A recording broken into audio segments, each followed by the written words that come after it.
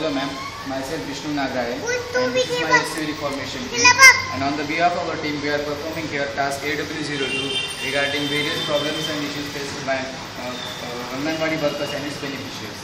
Ma'am आपलं नाव आणि पद याबद्दल. माझे नाव मंगल बाळासाहेब शिंदे, अंगणवाडी सेविका. मॅम तुमच्या मते अंगणवाडीच्या निर्मिती मागे काय धोरणे आहे?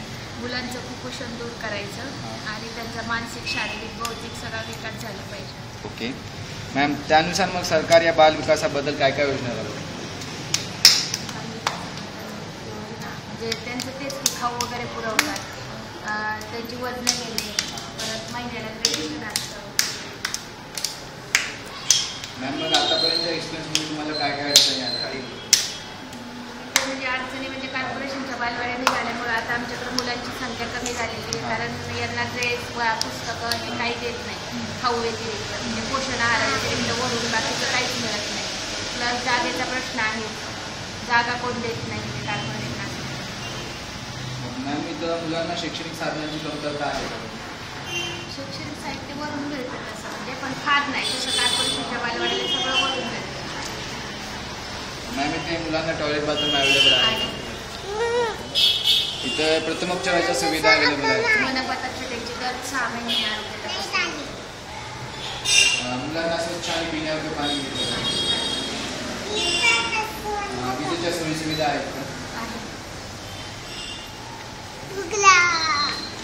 मॅम हे या व्यतिरिक्त मग तुम्हाला अंगणवाडी सेविका म्हणून काय काय अडचणी आल्या?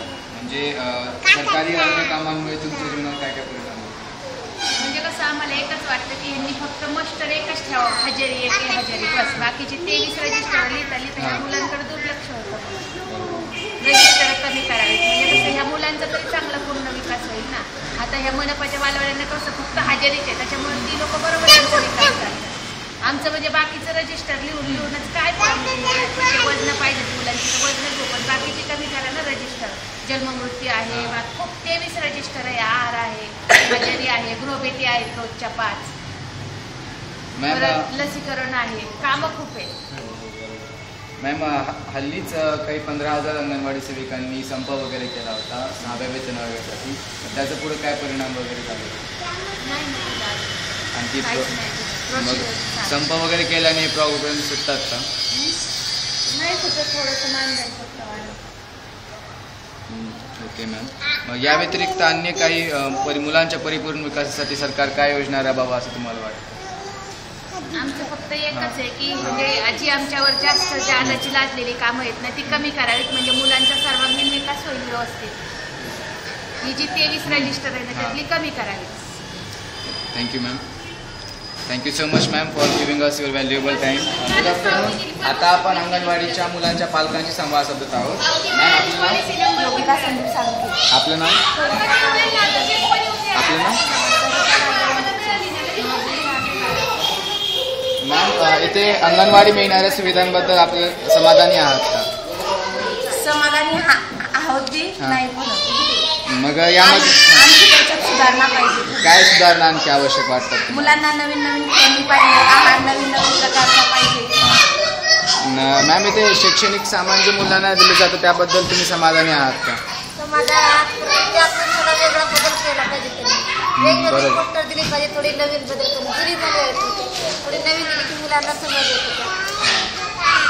मॅम इथे मुलांना मिळणाऱ्या खेळण्यांबद्दल आपलं काय मत आहे? नवीन नवीन खेळणी पाहिजे, नवीन तक्ते पाहिजे, खराब झाले नवीन पाहिजे. मॅम इथे मुलांना जो खाऊ दिला जातो त्याबद्दल आपलं काय वाटतं? छान. मुलं खातात का तो खाऊ? हो, खातात.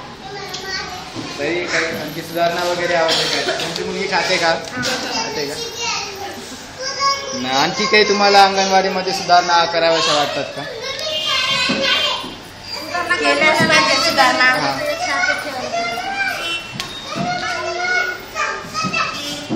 Thank you so much. From this we conclude that there are so many problems and issues are faced by Anganwadi workers and its beneficiaries, such as lack of water, lack of water light facilities, educational facilities, nutrition of child, etc.